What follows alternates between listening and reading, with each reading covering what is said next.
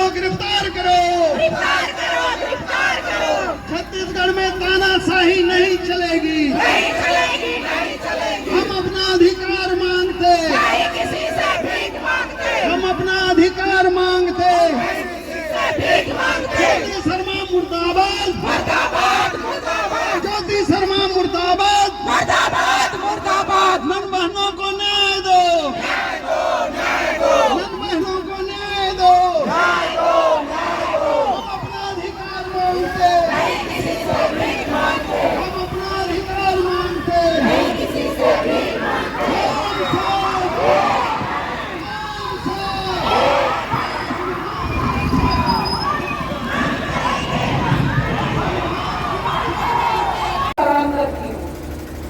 इस भारी बारिश में भी आप इतनी लंबी कतार से चलते हुए आप यहाँ खड़े हैं। यह एक हमारे संगठन को दिखाता है कि हमारे नरों के ऊपर में जो भी अत्याचार हुए हैं उसके प्रति हम कितने सजग हैं। ऐसा कोई भी व्यक्ति नहीं जो कि माँ की गोद से ना आया हो। हर व्यक्ति माँ के गोद में खेला है, कूदा है और आया है। बोलिए भारत माता की जय, भारत माता की जय। आज हम भी भारत माँ के इस गोद में हैं, लेकिन ये कैसी विडंबना है कि आज हम इस भारत माँ की गोद में रहते हुए भी हम असुरक्षित हैं।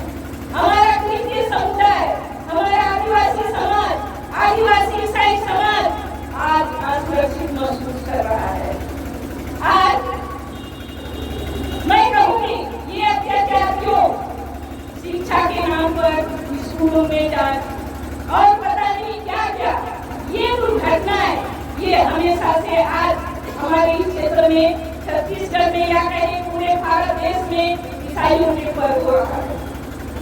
साथियों, मैं ज्योति शर्मा से ये पूछना चाहती हूँ कि उसने किसने अधिकार दिया, उसे किसने अधिकार दिया कि हमारी ननों के साथ इस तरह का व्यवहार करे। आप लोग देखे होंगे ना वीडियो में, चुप, एकदम चुप, नहीं तो मारूंगी। अरे ज्योति शर्मा मुंह को मारेगी, हमारे ननों के मुंह को मारेगी। हम तो अपना हाथ पैर कमर सिर सब तोड़ सकते हैं, लेकिन हम ऐसा नहीं करेंगे, क्योंकि हमारा ईश्वर ऐसा नहीं सिखाता है। हमारा बाइबल ऐसा नहीं बोलता है कि किसी को मारो पीटो। आज सत्ता है, सरकार है, पैसा है, इसलिए उछल रही है। क्या मत है उसका, बजरंग दल में क्या मत है, कोई भी मत रहे, लेकिन मैं कहती हूँ कोई संपर्क में आगे खंजीर गए, छोटा सा पद क्या मिला, उछल रही है ना, उछल रही है। अभी तो शांति मिला उसको लोग के दिन को कि हमारे ननों को इस तरह से व्यवहार की है। अगर इस तरह से जो हमारी ननों के साथ, हमारी बच्चों के साथ में व्यवहार की है, ऊपर वाले का डंडा ऐसा पड़ेगा, उसकी आवाज भी नहीं आएगी और उसका क्या हाल करेगा ऊपर वाला, वो तो ऊपर वाला ही जानता है। क्या मिला उसको इस तरह करने से? छी छी छी छी। केवल हम इसे समुदाय की छी थू नहीं कर रहे हैं, लेकिन हिंदू समाज भी इसको छी थू कर रहा है। दूसरे समुदाय के लोग भी इसका जिस प्रकार का जो कांड हुआ है, इस प्रकार का जो नरों के साथ में जो व्यवहार और साजिश के तहत जेल भेजा गया है, उसका निंदा किया जाता है। मैं इस वक्त से इस दुर्घटना का घोर निंदा करती हूँ। लोग अपनी जीविका के लिए कहीं पर भी जाते हैं पैसा कमाने के लिए।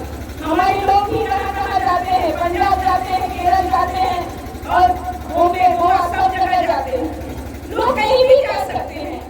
क्या ये ठेका लेके रखी है मानव तस्करी को रोकने का? अरे हमारे सम्मानीय एसपी साहब को इतना मुस्तैदी से हमारे जिले में मानव तस्करी के लिए काम कर रहे हैं। कौन लाइसेंस दिया है उसके लिए, मानव तस्करी बंद करने के लिए? तो इस तरह से हमारे भोले भाले बच्चियों को मानव तस्करी और धर्मांतरण के